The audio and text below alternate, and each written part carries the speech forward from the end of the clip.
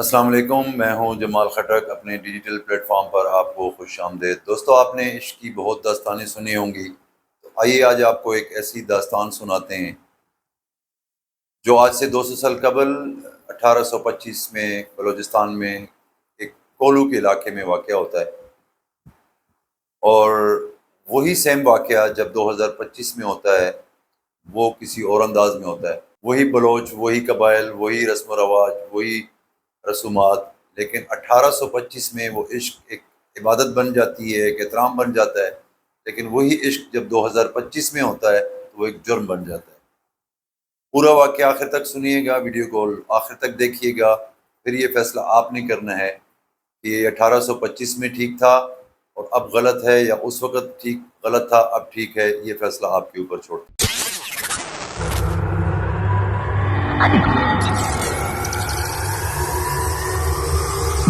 دوستو، آئیے چلتے ہیں 200 سال قبل کے بلوچستان میں، اور بلوچستان کے پہاڑوں کے اندر ایک خالص قبائلی علاقہ کولو ہے۔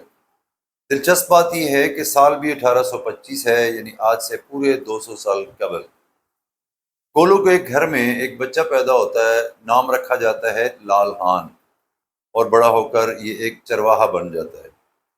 مونسون کا مہینہ ہے، جیسے کہ آج کل یہ چرواہا اپنے بھیڑ بکروں کے ساتھ اپنے علاقے سے باہر ہے۔ طوفانی بارش شروع ہو جاتی ہے اور انہیں پہاڑوں کے بیچ ایک گھر نظر آتا ہے۔ یہ پناہ لینے اس گھر کی طرف چلا جاتا ہے، اور گھر کے مرد وہاں پر نہیں ہوتے۔ اس وقت کے رسم و رواج کے مطابق گھر کی خواتین میزبان بن جاتی ہے۔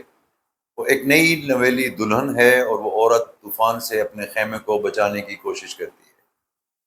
تیز ہوائیں اس کا دوپٹہ اڑا لے جاتی ہیں، وہ سامان بچانے کی کوشش میں ہے۔ بجلی چمکتی ہے۔ سیکنڈ کے ہزارویں حصے میں لال خان کی نظر اس عورت پر پڑ جاتی ہے جس کے بال کھلے ہوئے ہیں، اور طوفان اس کا دوپٹہ اڑا کر لے گئی ہے، مگر وہ دنیا سے بے خبر اپنا آشیانہ بچانے کی کوشش کر رہی ہے۔ سیکنڈ کے اس ہزارویں حصے میں لال خان کی زندگی بدل جاتی ہے، اور وہ مست توکلی اور سمو بیلی بن جاتا ہے۔ عورت کوئی اور نہیں بلکہ سمو تھی۔ تصور کریں کہ آج سے 200 سال قبل کا خالص قبائلی زمانہ ہے۔ مست توکلی نہ صرف ایک شادی شدہ عورت کے عشق میں مبتلا ہو جاتا ہے، بلکہ اپنی شاعری میں اس کا نام بھی لیتا ہے، خود کو سمو بیلی یعنی سمو کا دوست بھی کہتا ہے، مگر کسی کی غیرت نہیں جاگتی کہ جا کر اس چرواہے کو قتل کر ڈالے۔ بلکہ دوستو، ہوتا یہ ہے کہ انہیں حضرت مست توکلی کہا جاتا ہے۔ ان کی موت کے بعد ان کی قبر پر لوگ انتہائی عزت و احترام کے ساتھ پیش ہوتے ہیں، اور ان کا قبر مرجع الخلاق بن جاتا ہے۔ سمو نام کا اصل معنی کیا ہے کسی کو نہیں پتا، لیکن آج بھی بلوچ سماج میں ہزاروں عورتوں کا نام سمو ہے۔ دوستو، 1400 سال قبل کا زمانہ ہے۔ مکہ میں ایک عورت کاروبار کرتی ہے، خود مختار ہے، ایک نوجوان کو اپنا سامان دے کر شام بھیجتی ہے۔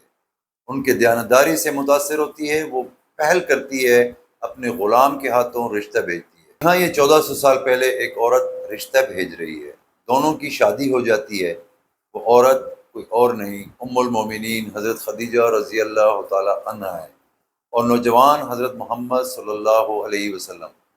ہمارے یہاں ہر سال سینکڑوں خواتین اور مرد غیرت کے نام پر قتل کر دیے جاتے ہیں۔ یہ لوگ اس نام نہاد غیرت کا کنسیپٹ یا تو قبائلی رسم و رواج سے لیتے ہیں یا پھر مذہب سے لیتے ہیں۔ یہ دونوں واقعات اس خیال کی نفی کرتی ہے۔ اب چلتے ہیں 2025 کے ترقی یافتہ بلوچستان میں۔ آج ترقی یافتہ زمانہ ہے، سوشل میڈیا کا دور ہے۔ ایک ویڈیو سوشل میڈیا پہ گردش کرتی ہے، یہ ویڈیو کے زمان و مکان کا کوئی پتہ نہیں۔ نام و نہاد مندوں کی ایک ٹولی ہے، ایک سمو کو لایا جاتا ہے، اس کے ہاتھ میں قرآن ہے۔ ایک بدبخت ان کے ہاتھ سے قرآن لیتا ہے، وہ ڈری نہیں، سہمی نہیں، منت و سماجت نہیں کر رہی، ایک جملہ بولتی ہے، ایک دھماکہ کرتی ہے، صرف گولی مارنے کی اجازت ہے تمہیں۔ دوستو، یہ ایک جملہ نہیں، ایک فلسفہ ہے، اعلان ہے، بغاوت ہے۔ وہ اجازت مانگ نہیں رہی، اجازت دے رہی ہے، حکم صادر کر رہی ہے، فیصلہ سنا رہی ہے۔ وہ اعلان کر رہی ہے کہ میں کسی کی ملکیت نہیں ہوں، کسی کا پالتو جانور نہیں ہوں، ایک جیتا جاگتا انسان ہوں، اپنے شرطوں پر زندگی جینے کا حق ہے مجھے، اور اپنی ہی شرطوں پر مرنے کا حق بھی مجھے حاصل ہے، وہ 7 قدم آگے چلتی ہے اور پھر وہ آزاد ہو جاتی ہے۔ فضا میں گولیوں کی تڑتڑاہٹ کے ساتھ ایک جملے کی گونج ہے۔ یہ ایک جملہ اس نام نہاد غیرت کی دیواروں کو پاش پاش کرنے کے لیے کافی ہے۔ اس پر شاعری ہونی چاہیے، کہانیاں لکھنی چاہیے، کتابیں ترتیب دینی چاہیے، فلمی اور ڈرامے بننے چاہیے۔ دوستو، تو اب یہ فیصلہ آپ نے کرنا ہے کہ یہی قبائل، یہی رسم و رواج، یہی رسومات آج سے 200 سال پہلے بھی یہی قبائل تھے، اس وقت ان کی غیرت کہاں تھی؟ اس مست توکلی کے دربار کو آج عبادت گاہ بنا دی گئی ہے، وہاں لوگ منتیں ماننے جاتے ہیں۔ اس نے بھی تو یہی جرم کیا تھا، اس نے بھی تو ایک شادی شدہ عورت کے عشق میں مبتلا ہوا تھا، اس کو کیوں نہیں قتل کیا گیا؟ اس پر یہ رسم و رواج اور قبائل کی ٹریڈیشنز اس پر کیوں نہیں ثابت ہوئیں اور آج پوری بلوچستان کی تاریخ میں وہ ایک شاعر مانا جاتا ہے، ادب و احترام کا مقام دیا جاتا ہے، اس کے دربار پہ لوگ جا کے منتیں مار رہے ہیں۔ تو آج 2025 میں بھی تو یہی ہوا۔ آج یہ جرم کیوں ہوا اور اس وقت یہ عشق محبت کیوں بنی، احترام کیوں بنا، عبادت کیوں بنی؟ یہ فیصلہ آپ نے کرنا ہے۔ کیا اس وقت بلوچ بغیرت تھے، آج غیرت مند ہو گئے؟ یہ فیصلہ آپ نے کرنا ہے۔ آپ کا بہت بہت شکریہ۔